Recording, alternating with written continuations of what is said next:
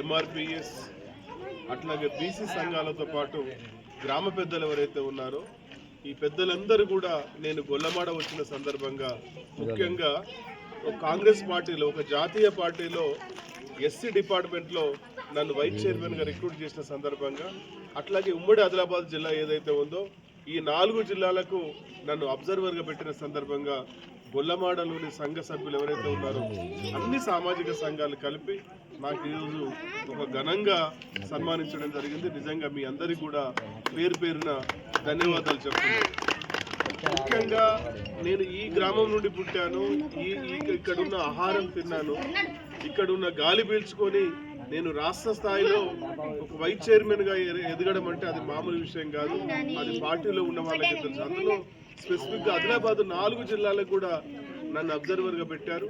మరి 4 మీటింగ్లు కూడా పూర్తి చేసుకుని 4 రోజుల నుండి 9వ తారీఖు నాడు, 10వ తారీఖు నాడు, 11వ తారీఖు కూడా డీసీసీలు మన ఆయా నియోజకవర్గ ఇన్ఛార్జీలు కూడా అందరూ వచ్చి మరి మా ప్రోగ్రామ్స్ని ఆ ప్రోగ్రామ్స్ని సక్సెస్ చేయడం జరిగింది. ఆ సందర్భంగా నేను ఈరోజు గొల్లమాడకు రావడంతో మీరందరూ కూడా నన్ను సన్మానం చేసినందుకు నిజంగా సంతోషంగా ఉంది. సన్మానంతో పాటు లక్కీగా మన కాంగ్రెస్ ప్రభుత్వము మరి అధికారంలో ఉంది, పాలనలో ఉంది కాబట్టి నా సహాయ సహకారాలు ఏమున్నా కూడా, ఏ ఇష్యూ ఉన్నా కూడా దయచేసి నా సహాయ సహకారాలు తీసుకోండి. నిజంగా గొల్లమాడ అభివృద్ధి చెందితే నేను సంతోషపడతాను. ఎందుకంటే నేను మీ బిడ్డనే కాబట్టి ఈరోజు నేను రాష్ట్ర స్థాయి వరకు వెళ్ళాను. ముఖ్యంగా మొట్టమొదటిసారిగా ఒక దళితుడికి 4 జిల్లాల ఇన్ఛార్జ్ ఇవ్వడం జరిగింది. ఇది ఆషామాషి కాదు. ఒక రూలింగ్ పార్టీలో కూడా 4 జిల్లాల ఇన్ఛార్జి మరి రాష్ట్ర స్థాయిలో ఒక వైస్ చైర్మన్ కూడా ఇవ్వడం జరిగింది. కాబట్టి ఇప్పుడు నేను చెప్తే అంటే మీకు చెప్పడం కాదు, మీరు చిన్న చిన్న ఆఫీసర్స్ దగ్గర నుండి పోలీస్ అధికారులు కూడా అందరూ కూడా మర్యాద కోసం నా మాట వింటారు. కాబట్టి మీకు ఏ సమస్య ఉన్నా కూడా నన్ను యూటిలైజ్ చేసుకోండి.